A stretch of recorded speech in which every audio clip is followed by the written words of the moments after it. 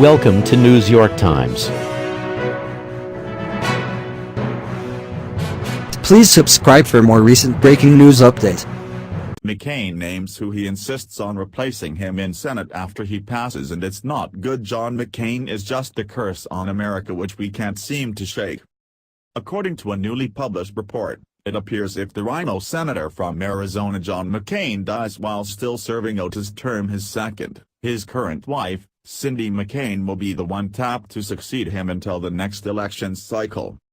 Although no one who spoke to Newsmax wanted to officially go on record discussing what will actually happen when the ailing John McCain is no longer able to hold his seat, those who did confidentially agreed almost unanimously that Cindy McCain will be the one following the former Poe in the Senate through the appointment by Republican Governor of Arizona, Doug Ducey, is pretty much a done deal.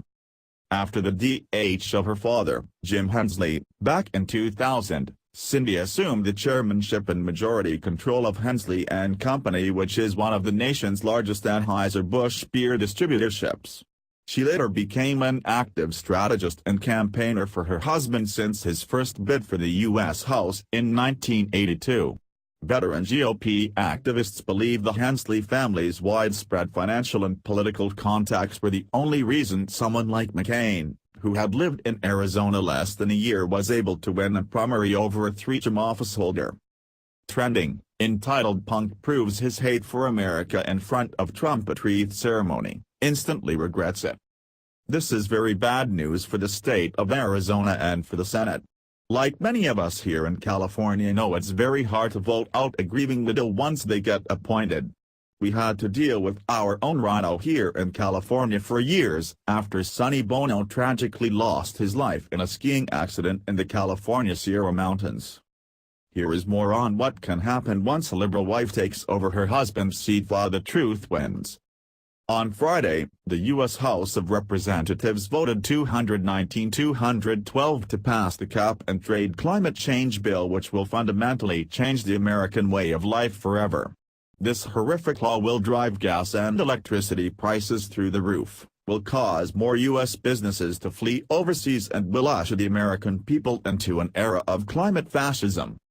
To make this situation even sadder, the Democrats added a 300-page amendment at 3 a.m. the night before the vote, and so there was not possibly enough time for any members of Congress to possibly read the bill before they voted on it. Most Republicans were firmly opposed to this bill and were calling the measure Job KR that would push energy bills through the roof and would drive jobs and businesses overseas at a record pace. But this cap-and-trade bill was a top priority for the White House, and Barack Obama spent much of Friday making phone calls trying to drum up support for the bill. "Now is the time for us to lead," Obama told reporters in the White House Rose Garden. "We cannot be afraid of the future. We cannot be prisoners to the past." This legislation was also vitally important to House Speaker Nancy Pelosi, as she had pledged to get it passed before Congress left for their 4th of July vacation. Another thing that is truly tragic is that this bill would not have passed if 8 Republicans had not actually voted for this bill.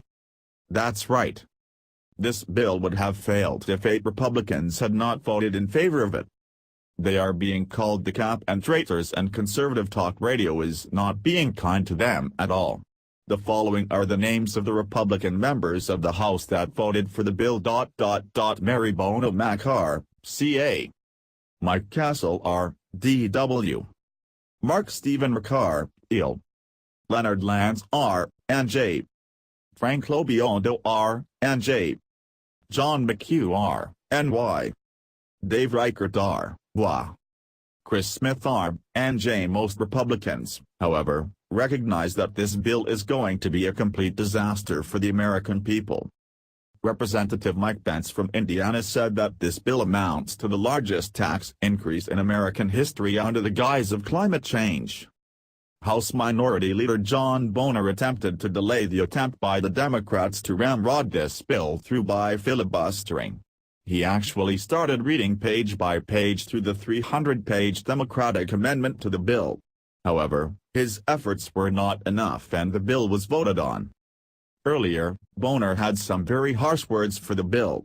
In fact, he said that he had never seen anything this ridiculous. During his brief filibuster, Boehner made the following very wise remarks: "The gentleman said his 30 years to put this bill together. And the House is going to spend a whopping 5 hours debating the most profound piece of legislation to come to this floor in 100 years. And the chairman has the audacity to drop a 300-plus page amendment in the hopper at 3:09 a.m. this morning.